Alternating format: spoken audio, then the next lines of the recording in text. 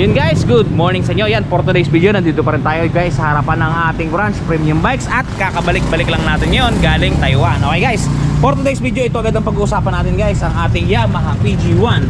Napaka-goods talaga na itong motor na to guys, kasi sa itsura pa lang, kahit saan mo dalhin, talagang pwede sa rough road, pwede sa semento. Kaya kung saan mo gusto, pwede. At pwede rin talaga ito sa baha, kasi napakataas guys oh. Okay, yan ang pag-uusapan natin guys. Ang presyo niyan, pagbalik natin ipapakita ko sa inyo ng malapitan ang ating unit. Okay, bago natin banatan, bago natin tirahin at ganahin, syempre, intro muna tayo.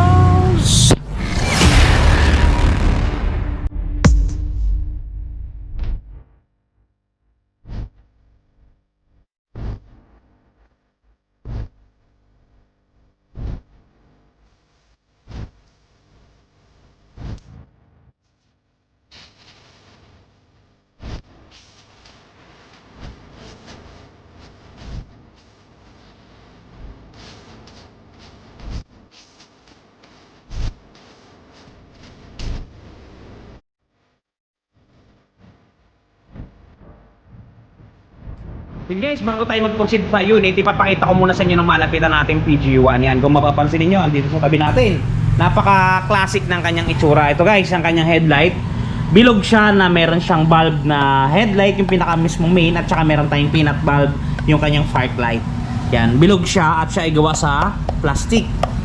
Plastic siya guys. Tapos dito, may nakalagay na plastic dito para ma-cover up yung mga wirings. Tapos ito yung speedometer cable natin. Ang signal light niya guys, yan ang napakatibay. Hindi basta-basta, kahit dindinan mo, hindi siya nababalik. Tapos dito may design yung kanyang bakal to guys, sa bakal. May design yung kanyang holder ng headlight. Ito dito. Tapos naka-rubber boots yung kanyang shock sa harap.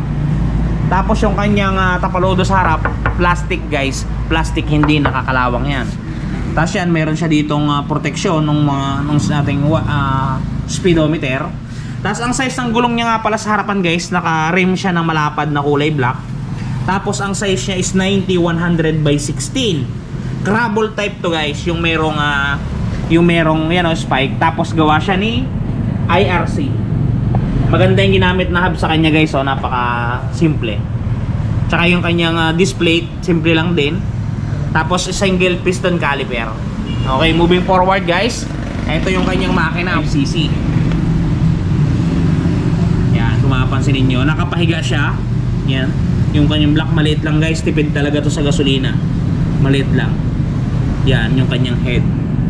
Tapos ito ay, syempre, ito ay FI. Yan, mapapansin nyo, fuel injected na siya guys. Yan, may design siya dito na akala mo plastic pero bakal din. Tapos may logo siya dito ng Yamaha, syempre. Yan, moving forward, dito naman tayo. Yung cambio niya guys, parang naka semi shifter siya, kasi hindi siya nakarekta dito. Meron siyang ganyan, may shifter like siya dito. Yan, goods sa goods. Yung apakan niya talagang madikit to sa sapatos o sa tsinelas. Goods sa goods. Yan. Rolling to guys, rolling. Kuwari, primera, segunda, tercera, kwarta, balik siya sa neutral. Rolling siya. Center stand guys, malaki ang buka. Goods sa goods. Yan. Andito, para mabuksan nyo pala yung U-box guys, andito yung susi. At yung itsura ng susi niya, ganito. Yan, ito ang susi niya. Dalawa. Para mabuksan nyo yung U-box, yan, ganyan lang, tapos access nyo na siya. Yan. Wala siyang compartment dito, diretsong tangke na. Yan. Yung mga tools niya nandito na sa ilalim ng upuan, screw. Yan. Ito guys, hindi ko alam kung tatanggal, hindi ko pa na-check. Yan. Tapos dito yung ating angkasan, ganyan yung design guys, may tubo siyang goods sa goods. Yan, yung gulong naman sa likuran, IRC din, ang size ay 90-100. Halos hawig sila guys dito sa likod. 90-100. Same tire nila, 90-100. Tapos siya ay tube type. Tube type to guys. Crabble din siya. Shock niya yung kagaya nung sa mga basic na motorsiklo lang. Yan. Ganda guys. Tapos dito sa likodan, meron siyang handlebar. Yan, rear bar. Sorry. Simple lang ang design, tubo lang. Signal light niya, same dun sa harapan. Ito maganda guys, parang yung sa dibdib ni Iron Man. Yan, mapapansin nyo, bilog. Pero di bombilya din. Yung kanyang fender, rear fender, ganun din, napakasimple lang. Pwede nyo baklasin kung gusto ninyo. Kung ayaw ninyo ng ganito, gusto nyo hanggang dito lang, pwede. 4 na tornilyo lang sa ilalim. Yan. Yung muffler niya, napakasimple lang guys. Pang classical bikes talaga. Ito, meron siyang itim na mud guard, na heat guard, sorry.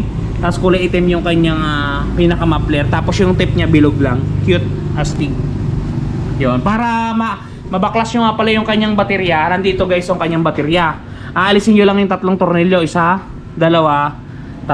Tapos hilahin nyo lang ng kamay nyo. Yun, nandito yung baterya niya. Maliit lang ang battery guys. Kamukha lang ng baterya ng mga XRM. Doon kayo pamilyar. XRM, ganun lang siya kalaki. Pag ibabalik nyo, napakadali lang. Ididiin nyo lang. Isisentro nyo lang yung mga clip nya. Tapos diin nyo lang na ganun. Okay na yan. Okay na. Yan, ito guys. Fuel, oil filter natin dito nyo malolocate. Yan, tapos dito wala siyang kickstarter. Pero may nakaabang. Ayan o. Kung gusto nyo palagyan siguro, pwede to. Machine shop lang. Tapos yung ating spark plug nandito sa location na to. Sensor. Yan. Napakalinis guys ng pagkakagawa. Talaga namang buhay na buhay. All in all, goods sa goods. Yung bangko niya nga pala guys, nakahati sa 2 porsyon. Yan, may putol siya, hindi siya magkadugtong. Kulay brown yung kanyang fabric. Dito naman, sa ating ignition, wala siyang shutter key. Wala. Talagang rectang susian agad. Dito sa ating panel gauge, meron tayong speedometer na analog. At meron tayong fuel gauge. Meron din siyang cambio, yung indicator ng mga cambio at indicator ng mga warnings. Sa mga switches niya, ganito naman guys, busina, signal light, high-low at saka pass light. Tapos sa kabila, electric start, hazard on-off. Oo guys, meron tong hazard. Electric start tsaka engine stop. Yung side mirror niya ganitong itsura. Parang kamukha ng side mirror ng YTX, Yamaha YTX. All in all, napaka-classic ng itsura niya guys. Napaka-lupet. At ito guys ay pwedeng i-avail, cashman o hulugan. Sunod natin pag-uusapan yung kanyang installment simula dun sa minimum down payment papunta sa pinamalaki. Okay. Okay guys, proceed tayo sa presyo ng ating Yamaha PG1 115cc. Ito guys ay open to cashman o hulugan. Nasa sa inyo ang pagdesisyon. Kayo ang masusunod, susunod lang kami sa inyo. Okay. Suggested retail price ng ating unit is 96,400 pesos. Open ito, cashman o hulugan.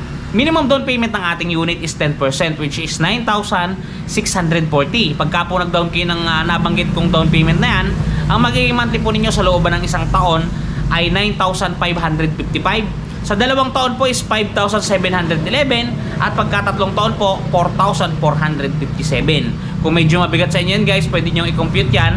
I-divide niyo ng 30 days. Ang lalabas sa inyo mga calculator is 148. Meaning to say, 148 pesos araw-araw ang itatago ninyo. Makakapaghulog na kayo sa napakaganda nating Yamaha PG1. Okay guys, proceed tayo. Pagka naman kayo ay nag-down ng 20,000 pesos, ang magiging monthly po ninyo sa looban ng 1 taon ay 8,440. Sa 2 taon po ay 5,020 at sa 3 taon po ay 3,896. Kung nabibigatan pa po kasi ay 3,896, i-divide nyo po ulit 30 days. Ang lalabas po dyan is 129 pesos. Talaga namang may nangyayari na. Guys, ang mga minumutawin ng aking mga labi is rebated na. Meaning to say, ito na yung magiging monthly natin pagka nag-down tayo ng aking mga sinasabi. Okay? Proceed tayo guys, doon naman sa magda-down ng 30,000 pesos. Pagka po nag-down kayo ng ganyang amount, ang magiging monthly nyo po sa looban ng 1 taon ay 7,364. Sa 2 taon po is 4,352. At sa 3 taon po, 3,355. Yung po, kung nabibigatan kayo dyan, i-divide nyo po sa 30 days. Ang lalabas po is 111. Meaning to say, 111 po ang inyong iipon araw-araw. Makapaghuhulog po kayo. Ito yung katagpusan ng ating buwan. Okay, doon naman po sa mga nagtatanong, pagka nag-down sila ng 40 mil. Yan guys, pag nag-down kayo ng 40 mil sa ating unit, ang magiging monthly ninyo sa looban ng 1 taon ay 6,288. Sa 2 taon ay 3,885. 3,685 pala. Pagka 3 taon naman, 2,814. Yung 2,814 guys, kag nabibigatan pa kayo dyan, i-divide nyo sa 30 days, ang lalabas dyan, 93 na lang guys. 93 araw-araw, sigurado talagang makapaghuhulog na kayo. At dito guys, pagka nag-down kayo ng 50 mil, ang magiging monthly po ninyo sa looban ng 1 year ay 5,212. Pag 2 taon po is 3,018 at pagka 3 taon po is 2,273. Yan po ang kwentada yan guys pagka nag-down kayo dun sa mga sinambit nating computation.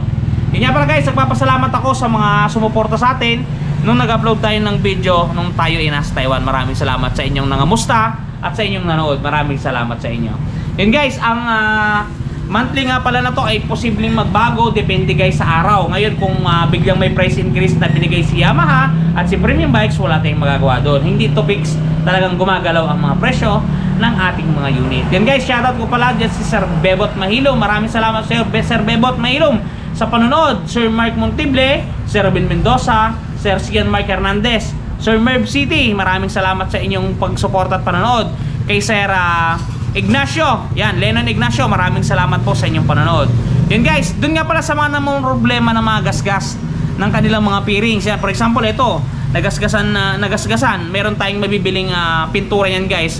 Kahit Honda Click, Sniper, lahat ng unit na ibinebenta natin dito, available ang mga kulay niyan dito sa ating Shopee Shop ng Shopee Shop ni Wash Body. Yan, available yan guys. Ito guys yung kanyang produkto. Try nyo. Guys, the long wait is over. Ito guys, dun sa mga namumroblema na mga gas ng kanilang mga minamahal na motorsiklo, nandito na ang touch paint ni Wash Body. Napakadaling i-apply, parang sumusulat ka lang sa papel, isusulat mo lang dun sa mismong nagasgasan at talagang sasabay na siya sa pinakakulay ng inyong bearings. Yan, kung mapapansin niyo ang before at after natin, mistulang na bura ang mga pinagdaan ng gasgas. Ang mga natamo na hindi sinasadyang galos ay mistulang na bura. Yan, kung mapapansin niyo, halos bumalik talaga sa original. Guys, pati pag-package nila nito papunta sa mga lugar ninyo ay talagang napaka-safety. Kung mapapansin niyo, talaga namang safe na safe ang package na bibili nyo sa kanilang Shopee Shop. Kaya kung ako sa inyo, try nyo na ang touch paint ni Wash Body. Guys, napakaganda ng produkto na yan. Mabibili nyo yan sa Shopee. Ito ang kanilang shop description nasa baba. Sa description box natin dyan yung mabibili. Napakaganda at napakababait ang mga seller dyan guys. Napaka-epektibo. Sulit na sulit ang pera nyo. Okay guys, hanggang dito muna ang video natin. Ingat kayo palagi at palagi kayong magpapakasaya. Si Ron TV. Shoes! Bye-bye!